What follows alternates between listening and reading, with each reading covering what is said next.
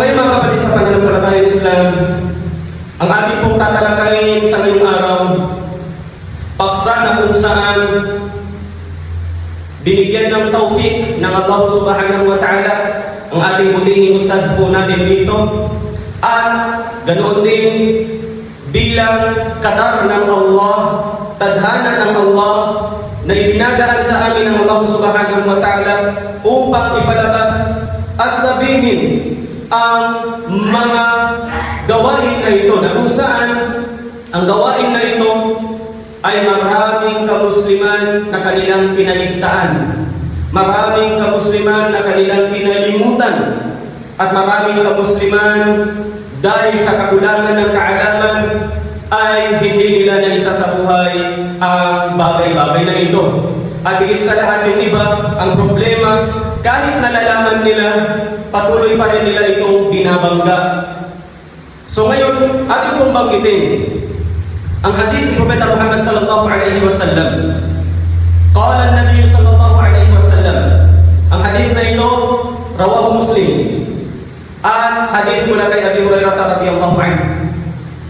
At sabi ni Propeta Muhammad sallallahu alaihi wasallam, haqqul muslim 'ala al-muslim sittun. Ang karapatan ng Muslim sa kapwa niyang Muslim ay 6. So karapatan na ito, malamang yung iba ay nakakaligtaan, yung iba ay binabaliwala. So ngayon bilang payo upang maisa sa buhay ko at maisa sa buhay mo at maisa sa buhay nating lahat, upang nang sa ganun ay makikita ang kapayapaan na kung saan naayon sa itinuro sa atin ng Allah Subhanahu wa Ta'ala at ni Propeta Muhammad sallallahu alaihi wasallam dito sa reliyong Islam. So ngayon, 6 na karapatan ng Muslim sa kapwa niya Muslim. At nabanggit dito, unang-una, sinabi ni Propeta Muhammad sallallahu alaihi wasallam, nagtanong ang mga sahaba sapagkat gusto nilang malaman ano bang 6 na karapatan ng Muslim sa kapwa niya Muslim. Qila ma hunna ya Rasulullah, nagtanong ang mga sahaba, anong 6 na karapatan ng Muslim sa kapwa niya Muslim na yan ya Rasulullah, o ikaw na sugo ng Allah Subhanahu wa Ta'ala? Sabi ni Propeta Muhammad sallallahu alaihi wasallam, unang-una, idza laqitahu fasallim alayhi.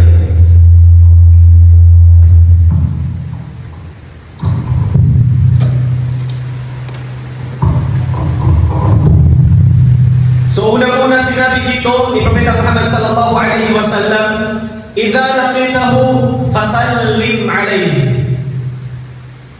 Kapag makasalubong mo siya, ay makasalubong ang kapwa mo Muslim, fasallim alayhi, magsalam ka sa kanya.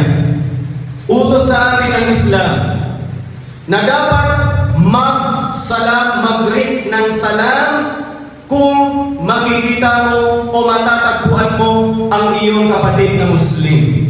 Sapagkat haqqul Muslim 'ala al-Muslim, karapatan ni Muslim sa kapwa niya Muslim na dapat magpaabot ng salam. Sino man sa inyo na unang magbigay ng salam, ibigay ninyo ang salam. Kung sa tingin mo malapit na kayo o nandyan na kayo, hindi pa rin siya nagbibigay ng salam, unahin mo na siya magbigay ng salam. Sinabi ito ni Propeta Muhammad sallallahu alaihi wasallam isang hadith na kung saan ang pinakamainam na Muslim yaong unang magpapaabot ng salam sa kapatid ng Muslim.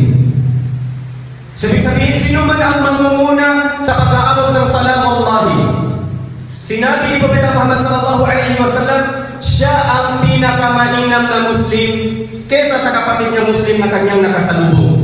Sinabi ito ni Propeta Muhammad sallallahu alaihi wasallam. Anong punto dito? Ang punto dito ay dapat mag-uunahan upang nang sa ganun ay hindi iiwanan ng isang Muslim ang pag-aabot ng salam.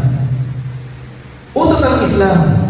At alam po ninyo ba, ang pagpapaabot ng salam, ang pag-greet ng salam, siguro lingid sa kaalaman ng iba. Ano ba talagang gantimpala ng pagbibigay ng salam? Una, gantimpala dito. Sinabi ni Propeta Muhammad sallallahu alaihi wasallam mula sa authentic na hadith.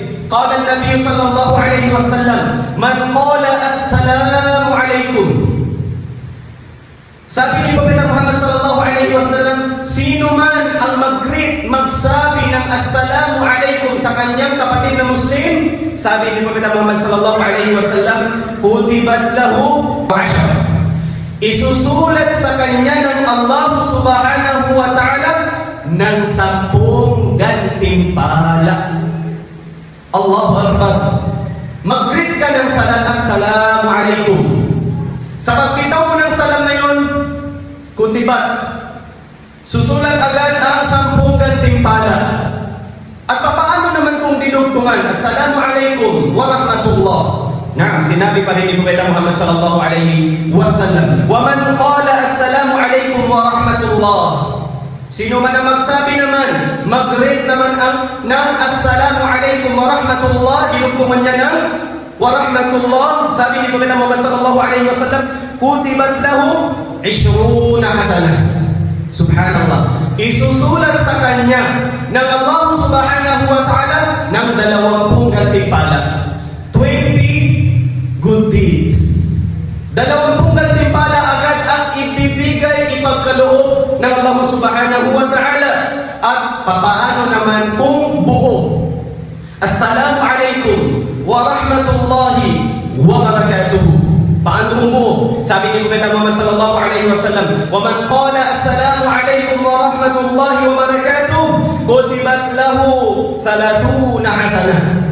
Isusulat sa kanya ng Allah subhanahu wa ta'ala ng 30 gantimpala.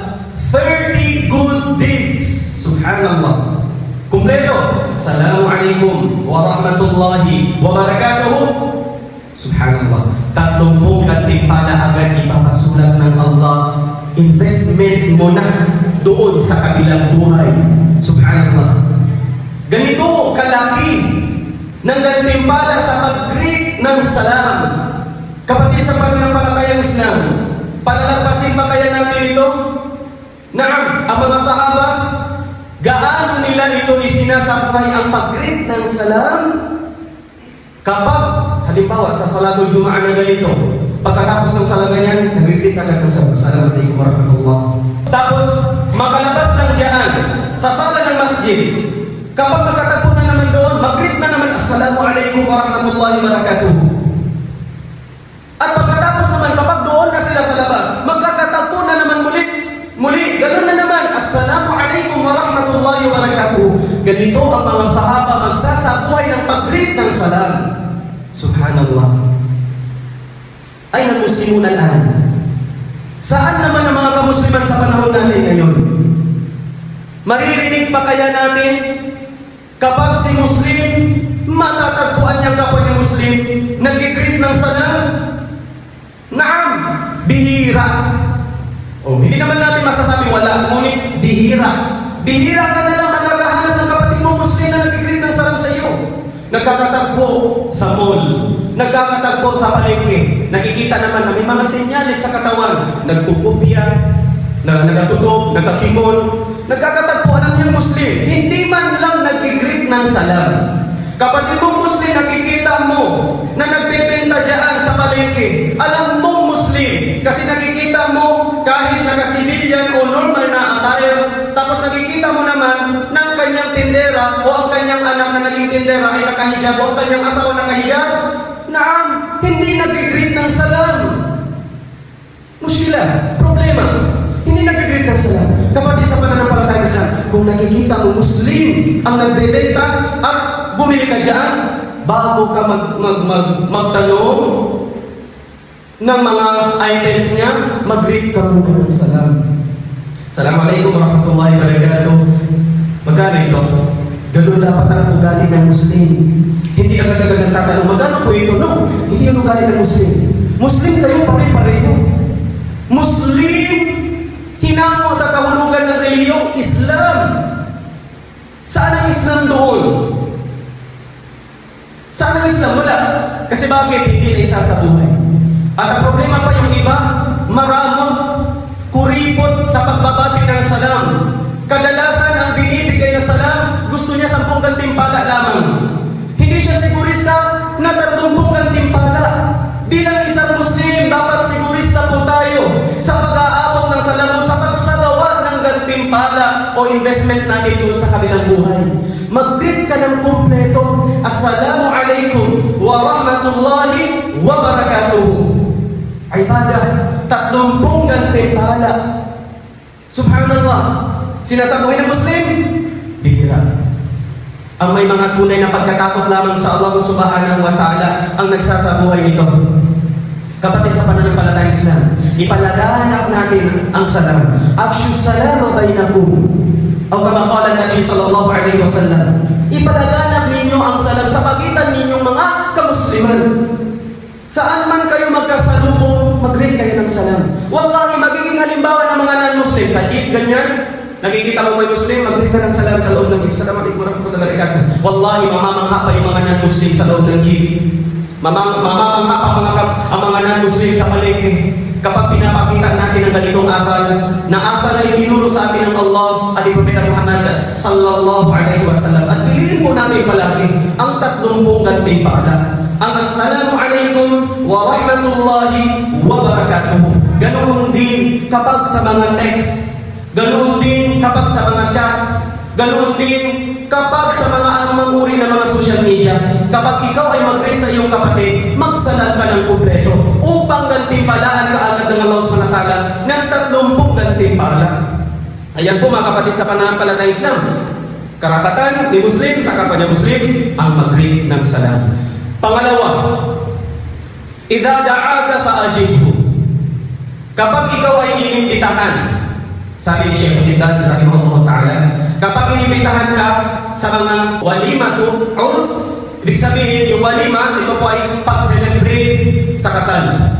Kapag ikaw ay inimbitahan sa mga celebrations, at pinaniwala pa dito ni Syekh Ibn Baz rahimahullah ta'ala, anumang mga gathering o mga celebrations na kung saan ipinahintulot ng Islam, fa'ajibhu. Tugunan mo ang kanyang invitasyon, karapatan niya yun sa iyo. Huwag kang magdahilan na hindi naman sapat ang iyong dahilan. Maliban na lamang bil-udhur. Kapag ikaw ay may udhur, may mga emergency, wala pong problema yun. Ngunit kung wala namang kinaabalahan, wala namang udhur, na tugunan mo ang invitasyon ng iyong kapatid. Lahat ng mga invitations na kung saan ito ay ipinahintulot ng Islam. Kapag hindi ito ipinahintulot ng Islam, huwag kang pupunta. Celebration sa mga birthday, celebration sa mga ano pa bang mga hindi ipinag-uutos ng Allah at Propeta Muhammad sallallahu alaihi wasallam. Sa madaling salita, walang dalil, walang pagpapahintulot sa Quran at sa sunnah ni Propeta Muhammad sallallahu alaihi wasallam. So yun po, karapatan natin yun na dapat tugunan ang invitasyon. At isa sa kamalian naman dito, bilang paglilinaw, kapag kapatid sa pananampalatayang Islam, ikaw lang ang inimbitahan, ikaw lang. Huwag ka nang magdala ng kasama. At alam naman natin, kapag ikaw lang ang inimbitahan, ibig sabihin, sakto-sakto lang ang mga handaan. So kapag mag-imbita ka, imbitahan ka na nga, mag-imbita ka pa, hindi po ito adab, kaugalian ng Islam. Baka ikaw ang magiging dahilan, masyushort ang pagkain nila. So, nakakahiya po yun. So, dapat kung ikaw lang inimbitahan, ikaw lang dapat ang pupunta. Huwag na huwag kang mag-imbita sa iba na hindi naman inimbitahan. Maliban kung nagsabi siya, imbitado ka, at sino man ang iyong pamilya, papuntahin mo sila. Naam, tsaka mo dalhin. Kapag hindi naman, ikaw lang talaga inimbitahan, ikaw lang talaga ang pupunta. Yan kabilang mula sa mga adab ng Islam. At ang pangatlo naman, hakul Muslim ala Muslim, karapatan ni Muslim sa kapwa niyang Muslim, wa idza stansahak fansah lahu. Kapag siya ay magpapapayo, magpapabigay ng payo, bigyan mo siya ng payo. Payuhan mo siya. Paalalahanan mo siya. Halimbawa dito, binigyan ng halimbawa ni Syekh Ibn Baz rahimahullah ta'ala, tulad ng mga pag-aasawa, kapag siya ay magsabi ng ganito, higil sa pag-aasawa, paano kaya kung ako ay mag-asawa kay Fulan, sa isang babae na Muslima, si Juan, ano may papayo sa akin, payuhan mo siya. Bigyan mo siya ng payo. Sa abot ng iyong makakaya, payuhan mo siya. Bigyan mo siya ng magandang payo. Anong dapat niyang gawin? Lalo kung ikaw ay may asawa na, sa experience mo, anong dapat mong gawin? Payuhan mo siya. At lalo na, payuhan natin hinggil sa turo ng Islam. Paano pag-aasawa, tamang pag-aasawa? Paano pag-ihigba? Paano yung pagkikipag-parental? Payuhan mo siya sa turo ng reliyong Islam. At ano pa mga pagpapayo, karapatan niyo ng iyong kapatid. Lalo na, minsan may mga nangyayari, mga kapatid natin, o di kaya kaibigan natin, bro, parang hindi ng iman ko, payuhan mo ko kasi nangangamba na ako sa iman ko, napakahina. Obligasyon mo yun. Payuhan siya. Itaas mo ang kanyang iman. Dagdagan mo ang kanyang iman.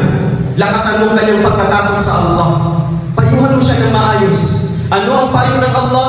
Ano ang payo ng Propeta Muhammad sallallahu alaihi wasallam? Utusan mo siya matakot sa Allah subhanahu wa ta'ala. Sabihin mo sa kanya, sa atong na kaalaman meron ka, payuhan mo siya. Mas maninang, masisigurado mo na lalakas muli ang kanyang iman.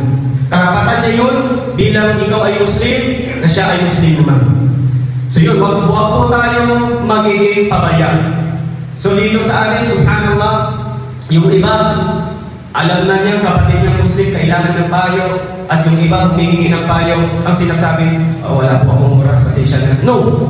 Karapatan po natin, kung busy ka, abala ka, magbitaw ka kahit isang hadith, sapat na yun, maikling hadith, walau aya, isang aya ng Allah, payuhan mo siya. Mainam talaga na masisigurado mo, lalakas ang kanyang iman. Maiiwasan niya ang kasalanan na kanyang nagawa kasalukuyan.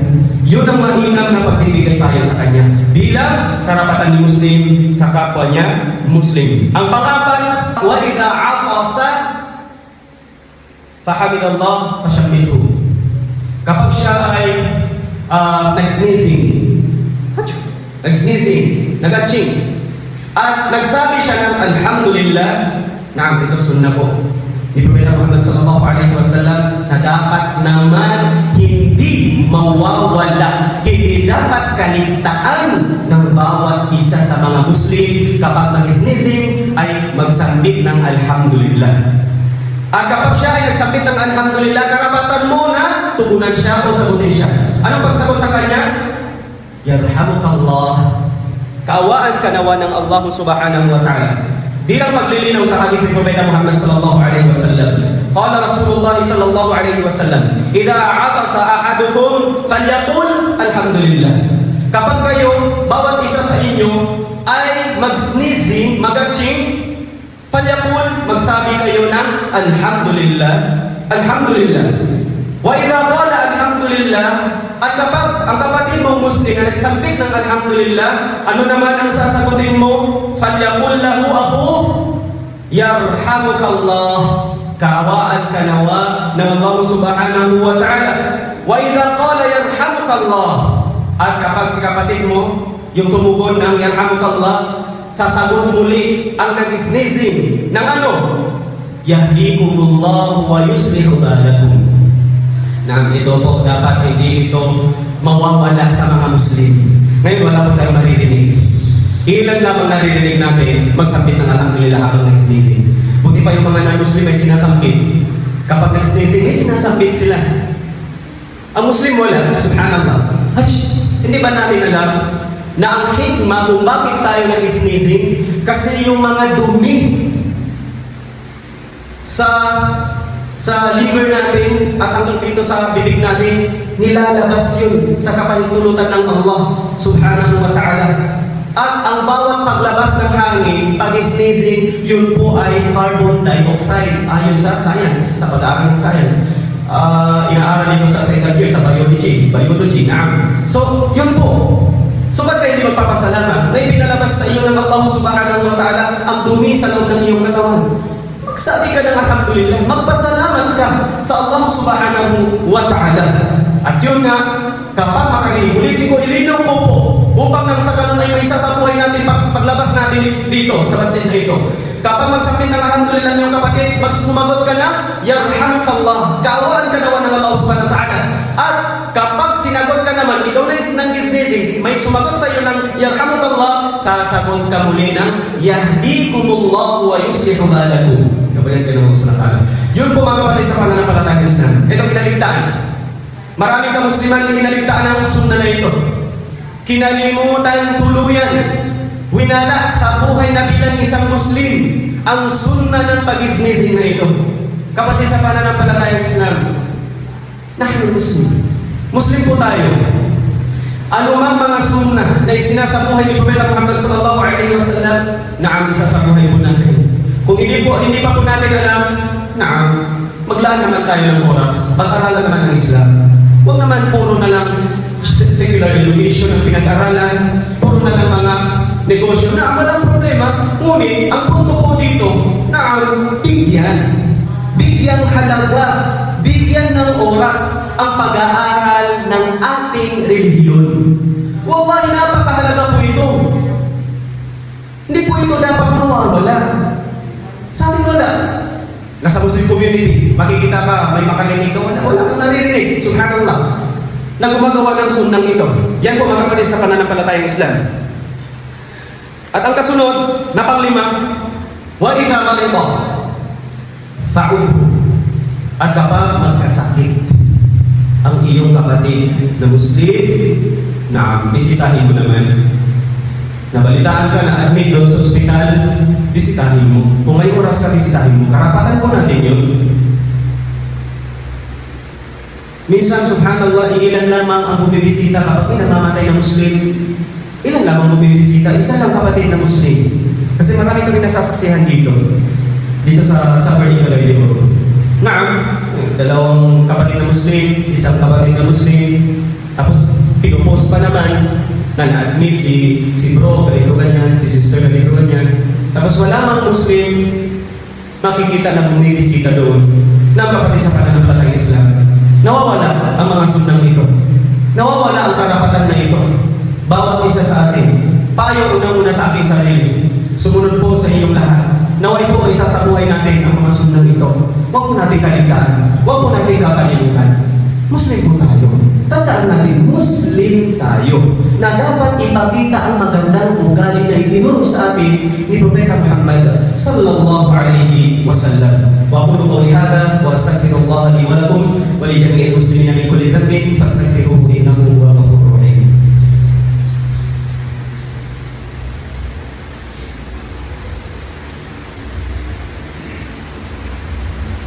الحمد لله رب العالمين وبه نستعين على امور الدنيا والدين والصلاه والسلام على اشرف الانبياء والمرسلين نبينا محمد وعلى اله واصحابه ومن تمسك بسنته الى يوم الدين اما بعد. At isa pa, kapag tayo ay bibisita sa ating kapatid na nagkasakit, huwag na huwag po natin kakalimutan ipagduwa siya. Ito naman kinaligtaan din ng ibang mga Musliman. Ano dapat natin sabihin sa kanya? Bilang doa natin sa Allah para sa kanya. Maikli lang. Maraming mga doa. Ngunit sapat na. Kung tamad ka na magkabisado, maikli lang. Anong sabihin? Labat sa tahurun, insyaallah. Labas. Huwag ka na magalala.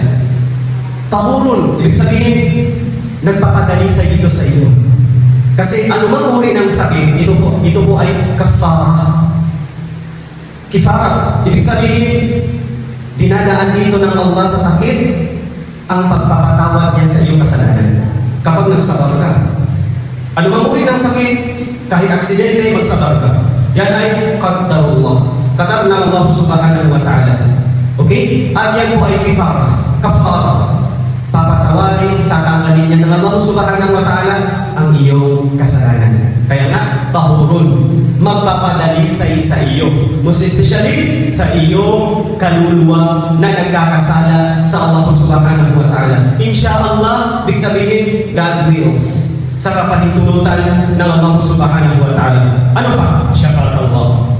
Kapag lalaki, syafaqallah. Kapag babae, syafaqillah. Syafaqallah kapag lalaki. Big sabihin, pagalingin kalawa ng Allah subhanahu wa ta'ala. Yan po. At kung wala kang kaya na dadalo sa iyong kapatid na admit o di kaya nadala sa ospital, kahit sa text, sa chat, sabihan mo, Syafa Allah dara sa tahurun, insyaallah. So yan po ang adab na hindi dapat kaligtaan, hindi dapat kakalimutan ng mga Muslim. At ang panghuli, ang pang-anim, wa idza mata fattabi'hu. Kapag namatay ang iyong kapatid na Muslim, karapatan mo. Karapatan niya sa iyo na dapat sasama ka doon sa kanyang paglibing, doon sa kanyang libingan. Karapatan mo natin yun. At maraming mga wisdoms, maraming mga hikmah kung bakit inutusan tayo ni Propeta Muhammad sallallahu alaihi wasallam susunod doon sa kapatid mong Muslim na naging janazah o namatay. Ihati doon sa kanyang libingan. Unang-una, kapag ikaw ay nasa libingan na, huwag natin kakalimutan ang mga babasahin na mga dua dito.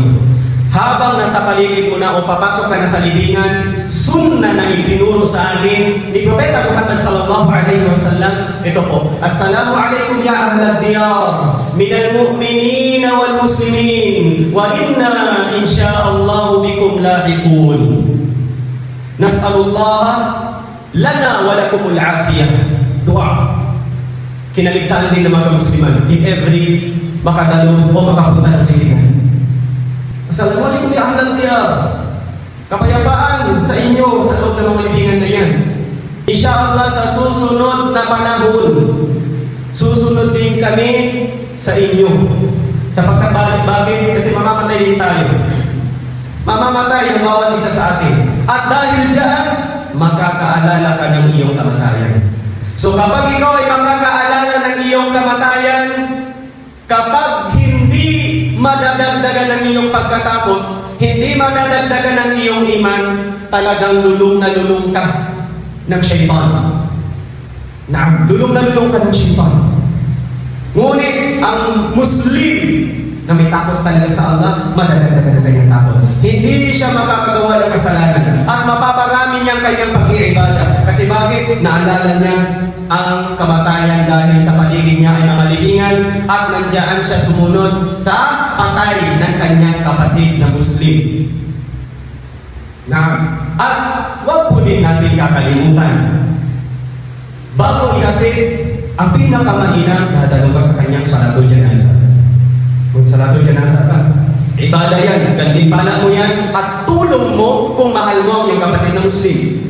Magiging dagdag gantimpala yun sa kanya. Kasi bakit? Nandoon yung dua.